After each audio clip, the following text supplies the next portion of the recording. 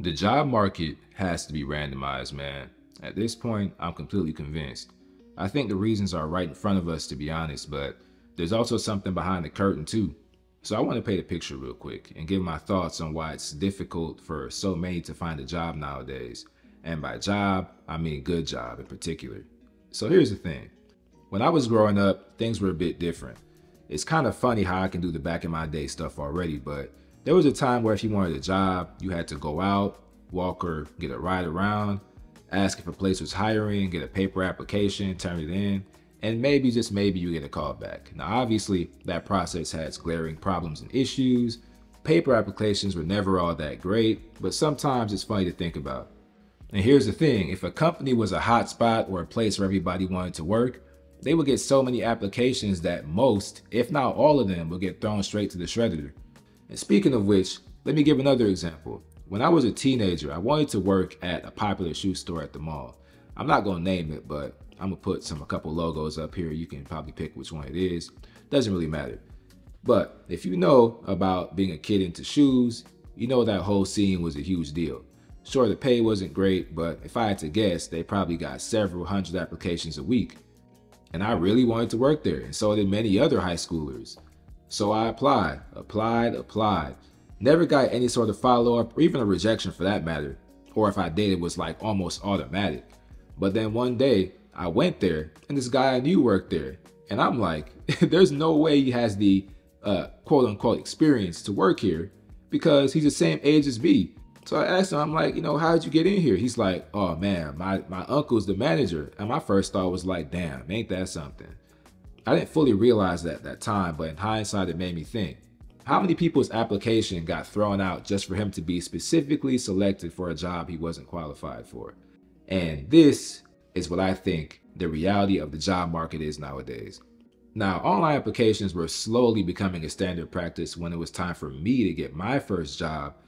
In a sense, they were supposed to be more efficient, cut out a portion of applicants to choose from and make things somewhat quicker, or at least that was the idea. Adding questionnaires and assessments, and who can forget the cover letters and the resume uploaders that never actually work the way they're supposed to. Even though these are supposed to be systems in place to make things easier to apply for, it also makes it easier to be lost in the shuffle to a degree.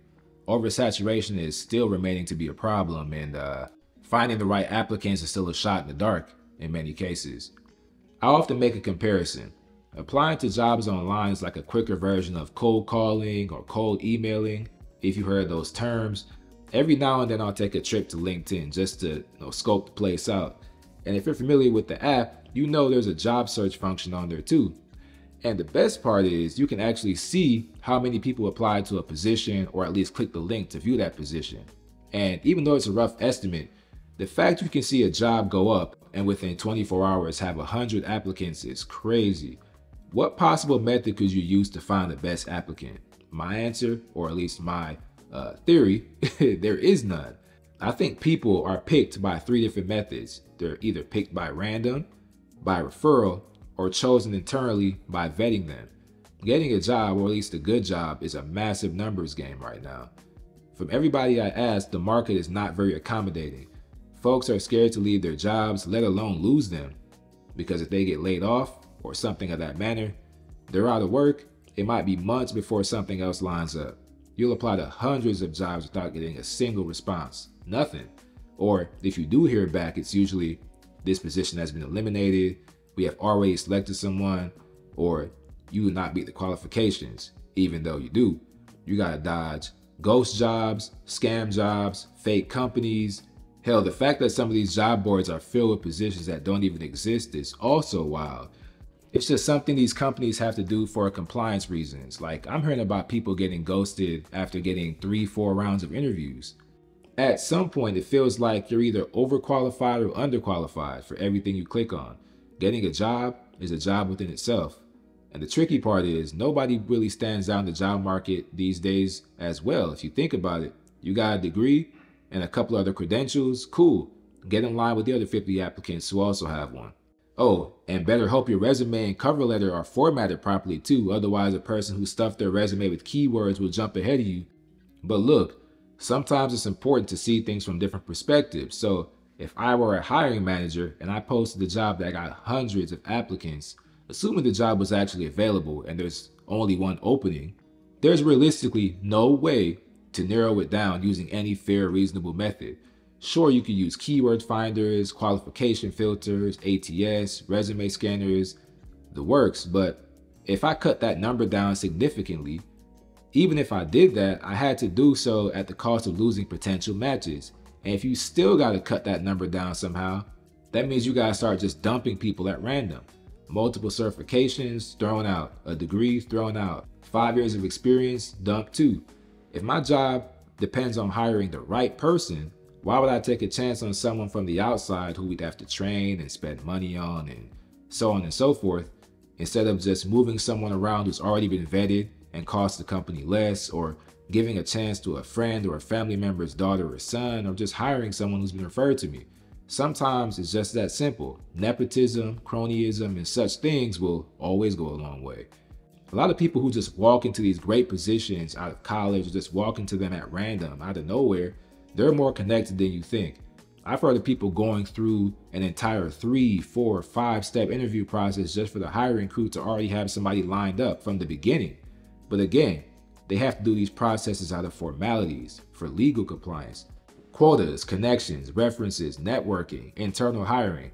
Those are some of the main factors in the job market these days. Your skill, your talent level, work ethic, many times credentials just aren't important to them. Unless you get one of those aforementioned boosts, you're just a name on the screen, a number to pull. And when you break it down, there's a lot of people who are qualified. Plenty of them are applying to the same jobs, whether it's a more experienced person who got laid off and is still looking for work, or a new person who's trying to get in on the ground floor for entry level. It's just tough.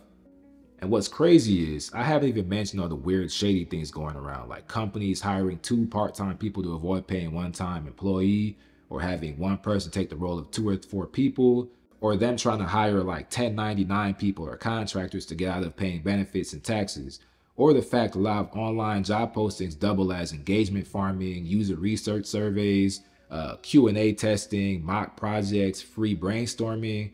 Now, I suppose this might refer to more technical-based jobs. In those cases, they'll have the prospect make suggestions to fix their products or improve their apps or do unpaid work for the company, except the applicant gets no credit for it or rights to it. Again, there's just a lot of stuff going on.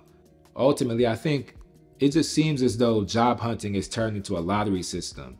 Having to apply to hundreds of jobs just for a few responses at best, I don't get it. But that's just the reality of it. Some of these positions, just by the pure numbers of it, you have about a 1% chance of being selected to move forward, let alone get the job. Yes, location matters, area of expertise matters, skill set matters, and that's why talking about this topic is kind of difficult, because you got people coming from all different ranges kind of chiming in. It could get kind of confusing. Now, sure, I could get into like wages and supply and demand and all that good stuff, but I think I rambled enough. At the end of the day, I'm always a believer that you got to find a way. Not like we have a choice, right? Plus, it seems as though plenty of people are doing just fine. So, I don't know. But breaking things down this way can help some understand why it's so difficult for them to find employment right now. The saving grace, I guess, is that there's still opportunity to be had. So being down on your luck just isn't an option. Gotta find a lane and make it work. So if you made it this far, thank you for watching. Appreciate you. If you enjoy content like this, be sure to drop a like below and leave a comment sharing your thoughts. Check out my newsletter where I share notes like this straight to your inbox. And as always, if you want to see more from me, subscribe for more.